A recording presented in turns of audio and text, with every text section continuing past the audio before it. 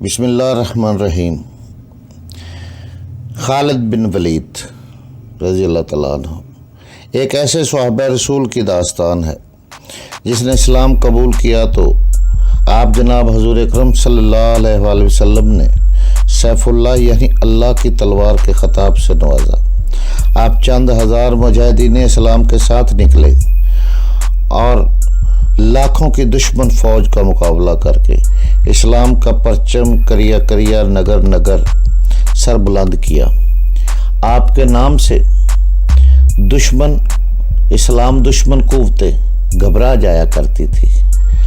آپ جس ملک پر بھی حملہ کرتے وہاں فوجیں دوڑ جایا کرتی تھی۔ آپ کو ہمیشہ اللہ تعالیٰ نے عزت بخشی، آپ فتح یاب ہوئے، آپ کا نام ہمیشہ سنہری حروفوں میں لکھا گیا۔ تو آئے چلتے ہیں خالد بن ولید کی کہانی کی طرف۔ یہ ناول، یہ داستان ایمان فروز ہے۔ تو آئے چلیں۔ خالد بن ولید رضی اللہ عنہ، قسط نمبر 8888۔ تم نے غلطی کی ہے جو یہاں چلے آئے ہو۔ کہاں جاتا؟ عین التمر بہوت جابریہ نے کہا۔ عین التمر ابھی محفوظ ہے، بلکہ یہ ہمارا ایک مضبوط اڈا ہے۔ قلعہ دار مہران بن بہرام لڑنا اور لڑانا جانتا ہے۔ اطلاع ملی ہے کہ اس نے چند ایک بدوی قبیلوں کو بھی عین التمر میں اکٹھا کر لیا ہے۔ اگرچہ مسلمانوں نے ادھر کا رخ کیا تو ایسے ہی ہوگا جیسے وہ پہاڑ سے ٹکرائے ہوں۔ ان میں پسپا ہونے کی بھی ہمت نہیں ہوگی۔ وہ مسلسل لڑتے آ رہے ہیں۔ وہ جنات تو نہیں، آخر انسان ہیں۔ ان میں پہلے والا دم خم نہیں رہا۔ کہاں جاتا؟ عین التمر بہوت جابریہ نے کہا۔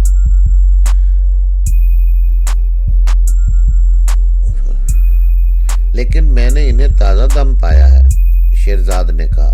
میں نے ان میں تھکن اور کم ہمتی کے کوئی آثار نہیں دیکھے، اور بہمن مجھے شک ہوتا ہے جیسے وہ نشے میں بدمست تھے۔ ایسی بے جگری سے وہی لڑ سکتا ہے جس نے کوئی نشہ پی رکھا ہو۔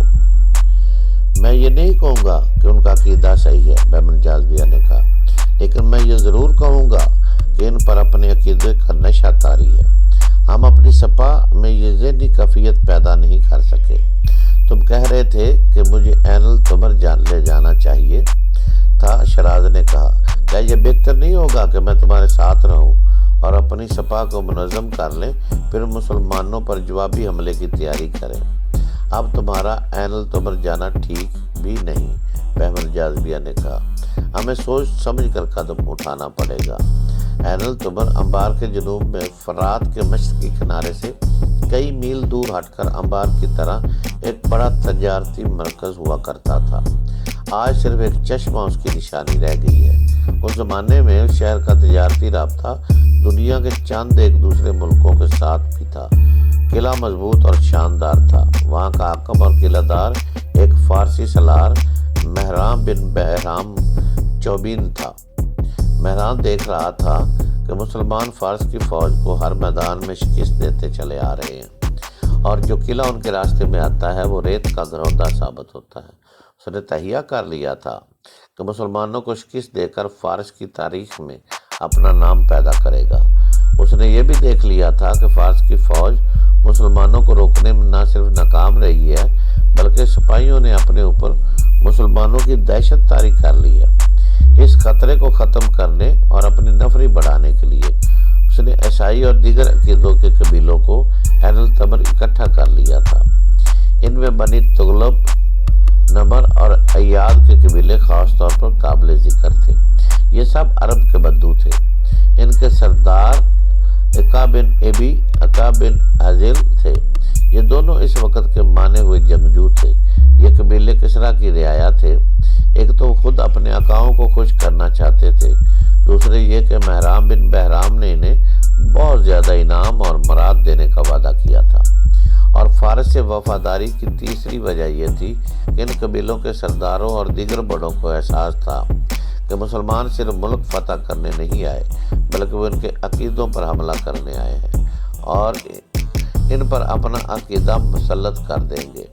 اس رات عین التمر میں بڑی ضیافت دی گئی تھی۔ جشن کا سماں تھا۔ ایران کی بڑی حسین ناچنے اور گانے والیاں اپنے فن کا مظاہرہ کر رہی تھی۔ یہ ضیافت ان بدوی قبیلوں کے سرداروں اور سرکردہ افراد کے اعزاز میں دی گئی تھی۔ شراب پانی کی طرح بہہ رہی تھی۔ ان بدوؤں نے ایسی ضیافت اور ایسی عیاشی کبھی خواب میں بھی نہیں دیکھی تھی۔ بڑی خوبصورت اور جوان عورتیں انہیں شراب پلا رہی تھی اور ان کے ساتھ فوش حرکتیں بھی کر رہی تھی۔ مورخوں نے لکھا ہے کہ اس کیفیت میں جب ان پر شراب اور عورت کا نشہ طاری تھا، بدوی قبیلوں کے ایک سردار عقا بن ابی عقا نے مہراں بن بہرام سے کہا کہ وہ اپنی فوج کو پیچھے رکھے اور بدوی قبیلے آگے جا کر مسلمانوں کو عین التمر سے دور روکیں گے۔ اگر تم ایسا ہی بہتر سمجھتے ہو تو میں اعتراض نہیں کروں گا، مہراں بن بہرام نے کہا، لیکن مجھے ڈر ہے تمہارے قبیلے ہماری فوج کے بغیر نہیں لڑ سکیں گے۔ ہم عربی ہیں، عقا نے کہا، عربوں سے لڑنا صرف ہم جانتے ہیں۔ عرب کے ان مسلمانوں سے ہمیں لڑنے دو۔ فارسیوں نے ان کے مقابلے میں آ کر دیکھ لیا ہے۔ مشہور مورخ طبری نے مہراں اور عقا کی یہ گفتگو انہی کے الفاظ میں اپنی تاریخ میں شامل کی ہے۔ میں تسلیم کرتا ہوں، مہراں بن بہرام نے کہا، تمہاری بہادری کو میں تسلیم کرتا ہوں عقا۔ جس طرح ہم اجمیوں کے خلاف لڑنے کے ماہر ہیں، اس طرح تم عربوں کے خلاف لڑنے کی مہارت رکھتے ہو۔ تم ان عربی مسلمانوں کو کاٹ پھینکنے کے لیے آگے چلے جاؤ۔ میری فوج تمہارے قریب ہی کہیں موجود ہوگی۔ جو ہی ضرورت پڑی ہم تمہاری مدد کو پہنچ جائیں گے۔ رات گزر گئی۔ صبح فارس کی فوج کے وہ سالار مہراں بن بہرام کے پاس گئے۔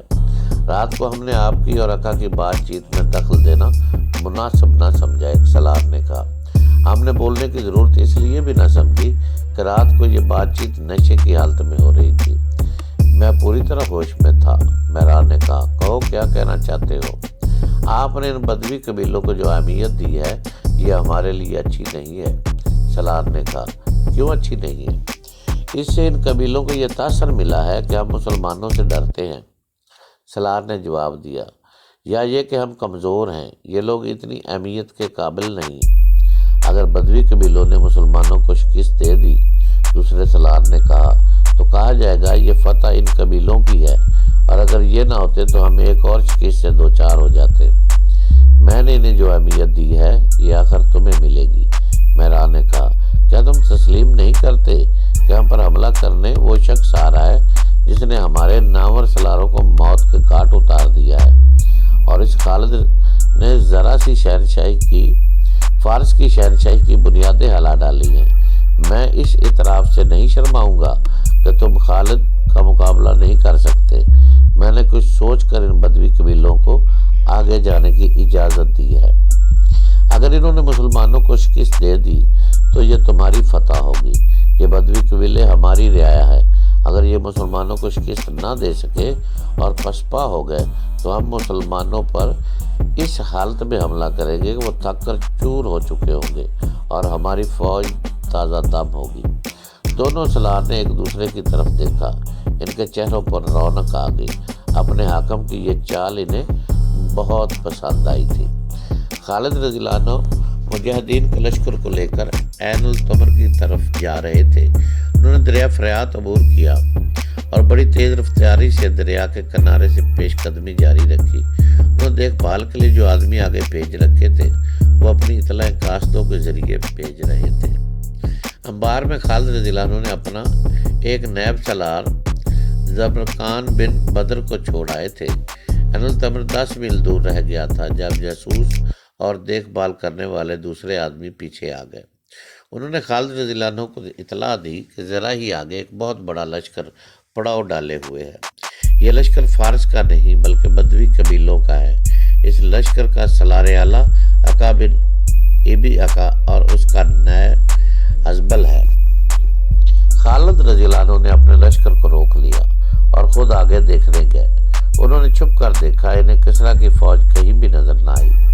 یہ لشکر بدوی قبیلوں کا تھا۔ خالد رضی اللہ عنہ کا لشکر ابھی کوچ کی تربیت میں تھا، جو دراصل تربیت نہیں تھی، منزل ابھی 10 میل دور تھی۔ ابھی لشکر قافلے کی صورت میں چلا آ رہا تھا۔ एन तबर पहुँच कर शहर को मुहासरे में ले लेना था, लेकिन रास्ते में ही एक इंसानी दीवार आ गई जो मुसलमानों के लिए गैर मुतवक्को थी। इसके कि वो तादाद में मदीना के मुजाहिदीन से खासे ज्यादा थे।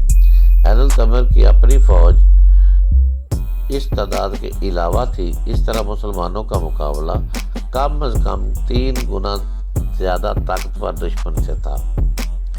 खालिद रज़ियल्लाहु अन्हु ने फौरन अपने लश्कर को 3 हिस्सों में तकसीम किया।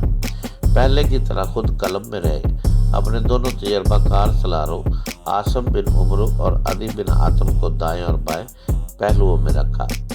खालिद रज़ियल्लाहु अन्हु ने तमाम सलारों को अपने पास बुलाया। हमारी तरतीब वही है जो आमने सामने के हर मार्के में हुआ करती है, खालिद रज़ियल्लाहु अन्हु ने सलारों से कहा, लेकिन लड़ने का तरीका मुख्तलिफ हो गया। अब कलम से हमला नहीं होगा। मेरा इशारा मिलते ही दोनों पहलू दुश्मन के पहलुओं पर हल्ला बोल देंगे और वहां दुश्मन को पूरी तरह उलझाएंगे। थोड़ी देर बाद इस तरह पीछे हटेंगे तो दुश्मन को तासर मिले कि तुम पसपा हो रहे हो।